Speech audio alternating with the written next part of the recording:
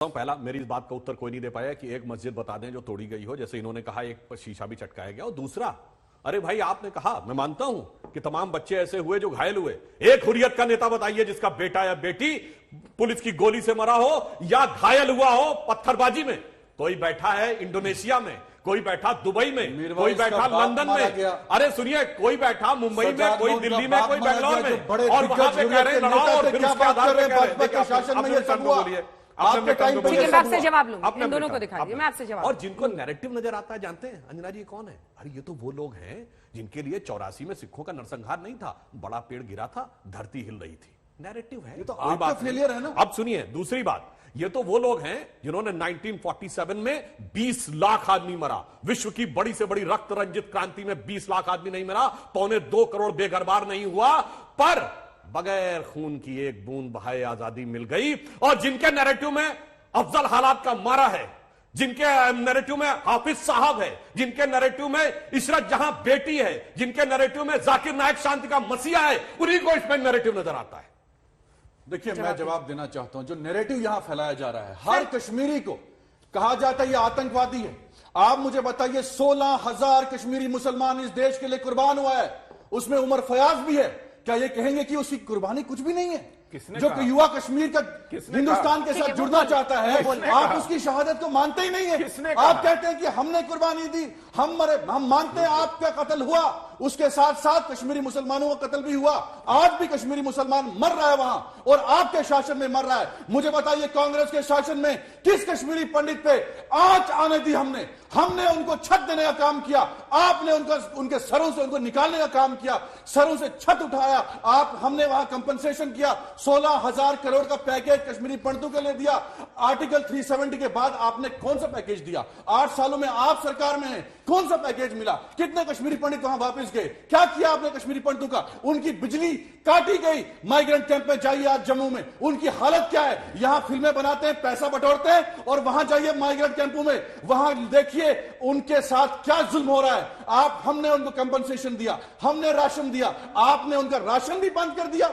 ये क्या दिखा रहे हैं? कश्मीरी पंडितों को, एक सेकंड आप जवाब दीजिएगा, अगर कश्मीरी पंडितों को इस फिल्म के जरिए लग रहा है कि एक उनकी सच्चाई कम से कम दुनिया के सच्चाई नहीं, नफरत फैलाई जा रही है। ये नफरत फैलाई जा रही है। पंडित कश्मीर में रह रहे हैं, मोहब्बत से, प्यार से आप दूरियां बना रहे हैं। आप यहां बैठ के पैसा कमाने के लिए उनको अलग कर रहे हैं। मैं चाहता हूं कि कश्मीरी हिंदू हो, कश्मीरी मुसलमान हो, हम मोहब्बत से रहें। जैसे बिंद्रू साहब का परिवार आज कश्मीर में मर रहा है, उनके बाप का कत्ल हुआ, लेकिन वो वही हैं, वो मुकाबला कर रहे हैं। मैं सलूट करता हूं। तो आप कह रहे हैं कि कश्मीरी पंडितों को वहां से नहीं निकलना चाहिए था, मतलब वो मार, वो पीट, वो हत्याएं, सरकार का फेलियर है ना।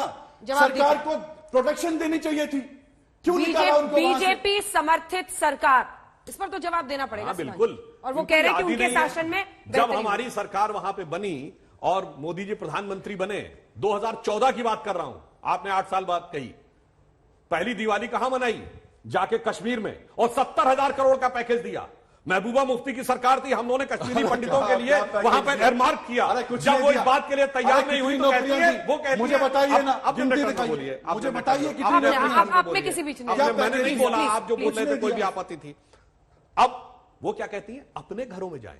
अरे हजारों कश्मीरी पंडितों ने कहा पूरे पूरे मोहल्ले जला दिए गए, हम क्या जाए, हमने जगह मार्क की, वो नहीं करने दिया गया। अब 2019 के बाद, सुनिए 2019 के बाद अब एक अंतर आया है। अंतर ये आया है कि सुनिए, पहले एक हुजूम निकलता था जुमे की नमाज में, और वो किसी को भी मार देता था, चाहे इंस्पेक्टर अयूब पंडित क्यों ना हो। मैं ये नहीं कहता कि मुस्लिम नहीं मरे, कर्नल फैयाज मरा। छोड़िए, क्या तरीका है भाई? मैं तो आपके बीच में नहीं बोल रहा था। बोलिए। लेफ्टिनेंट फैयाज, औरंगजेब मारा गया, कितने लोग गए इनके नमाजे जनाजा में? अब 2019 के बाद जो लोग शहीद होते हैं, उनके नमाजे जनाजा में लोग जाते हैं। और अंतर ये आया है, अंतर ये आया है 2019 के बाद, आप ये कहते हैं, समर्थक आप ये कहते हैं कि कश्मीरियत की लड़ाई थी, जाकिर मूसा ने ऐलान किया, कहा कि कोई कश्मीरियत की नहीं है, इस्लामी खिलाफत की लड़ाई है, सारे लोग चुप रहे। आईएसआईएस के झंडे क्यों दिखते थे? क्या लेना देना था आईएसआईएस कश्मीर के साथ? हम क्या लेना देना था हिंदुस्तान जिंदाबाद? कश्मीर में हमने वहां झंडा फहराया। इस सवाल का क्या जवाब है निजामी साहब? मैंने शुरू में ही आपको दिया था। 16,000 लोग मारे गए। देखिए, एक सेकंड प्लीज, स्टूडियो में सब लोग हैं, आवाज किसी की नीची नहीं की, जिसका नाम लिया जाए वही बोलिए।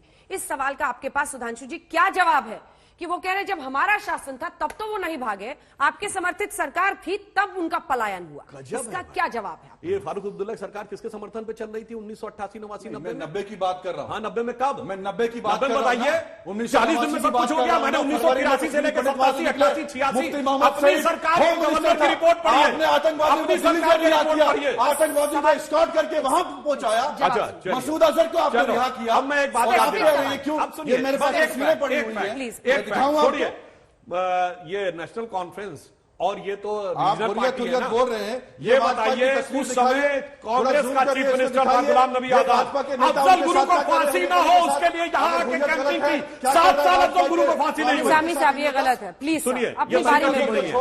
देखिए घर में को छोड़ने वाले आप लोग, घर में लोग परेशान हो जाते हैं। एक साथ मत चीखिए, अब आवाज भी नहीं सुनना चाहते। एक साथ मत फिल्म तो चीखिए, छोड़िए, प्लीज। आवाज नहीं सुनना चाहते। क्यों 7 साल अफजल गुरु को फांसी नहीं हुई?